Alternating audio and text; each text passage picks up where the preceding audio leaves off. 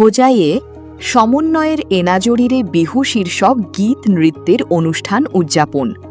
হোজাই সাহিত্য সভার সহযোগিতায় এবং আকাশ উপসমিতির উদ্যোগে গতকাল সমন্বয়ের এনাজরিরে বিহু শীর্ষক গীত ও নৃত্যের অনুষ্ঠানটি হোজাই সাহিত্যরথী বেজবড়ুয়া ভবনে উদযাপন করা হয়।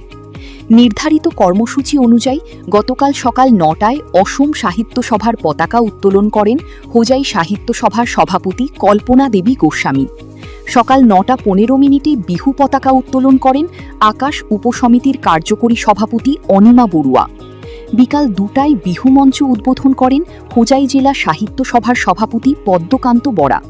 এরপরই প্রাণের শিল্পী জুবিন গার্গকে শ্রদ্ধা জানিয়ে প্রদীপ প্রজ্বলন করেন সাহিত্য সভার সম্পাদক সর্বেশ্বর পাঠক। প্রাণের শিল্পী জুবিন গার্গের একটি জনপ্রিয় গানের মাধ্যমে শিল্পীকেও শ্রদ্ধা জানান অসম সাহিত্য সভার আকাশ উপসমিতির সক্রিয় কর্মী পদ্মিনী দাউলা গফুর। অনুষ্ঠানের কার্যনির্বাহক তথা হোজাই সাহিত্য সভার প্রাক্তন সভাপতি ডাক্তার শামসুল হকও বিহু সম্পর্কে বক্তব্য রাখেন। অনুষ্ঠানটি সফল করার ক্ষেত্রে গুরুত্বপূর্ণ ভূমিকা পালন করেন মৌচাক মৈনাপাড়ি জাতির সভাপতি বিমল নাথ, হোজাই সাহিত্য সভার সম্পাদক সর্বেশ্বর পাঠক, আরাধনা শর্মা, কুন্তলা দাস, ভবানী কলিতা, প্রেমলতা দুয়োরা, মধুমিতা হাজারিকা, রঞ্জু ক্রপি, রীনা দেউরি সহ আকাশ উপসমিতির সকল কর্মী এবং মৌচাক মৈনাপাড়ি জাতির সদস্যবৃন্দ। অনুষ্ঠানটি সঞ্চালনা করেন আকাশ উপসমিতির আহ্বায়িকা প্রীতিরেখা দাস এবং কার্যসূচি পরিচালনা করেন কার্যকরী সভাপতি অনিমা বড়ুয়া। কার্বি আংলং জেলার উত্তর বরবিল থেকে দীপক দত্তের প্রতিবেদন, পাবলিক টিভি আসাম। হোজাই সাহিত্য সভা, আকাশ উপসমিতি আৰু মৌচাক মইনাপাড়ি জাতৰ যৌথ প্ৰচেষ্টাত আজি অনুষ্ঠানটো উদযাপিত হ'ল। মই আচৰিত হৈছোঁ, সকলোৱে ইমান সুন্দৰকৈ সহযোগ কৰিছে। বিশেষকৈ আমাৰ মইনাপাড়ি জাতৰ কণ কণ মইনা, অভিভাৱক আৰু আমাৰ বিষয়ববীয়াসকল, সদস্যসকল, আকাশ উপসমিতিৰ সদস্যসকল, বিষয়ববীয়াসকল কোনো আৰু বাকী নাই। সাহিত্য সভাটো আছেই, যে ইমান সুন্দৰকৈ সহযোগ কৰি অনুষ্ঠানটো ইমান সুন্দৰ কৰি তুলিছে।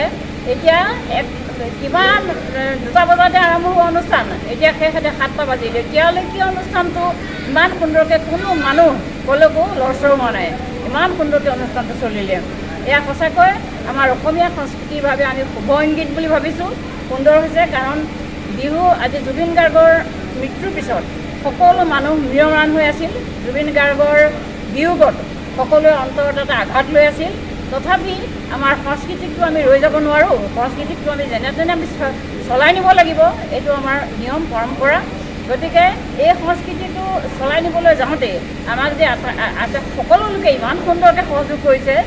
জেং বিহু, তাৰপিছত জনগোষ্ঠীয় বিহু আৰু বিহুসুৰীয়া নৃত্য, দিহানাম, তাৰপিছত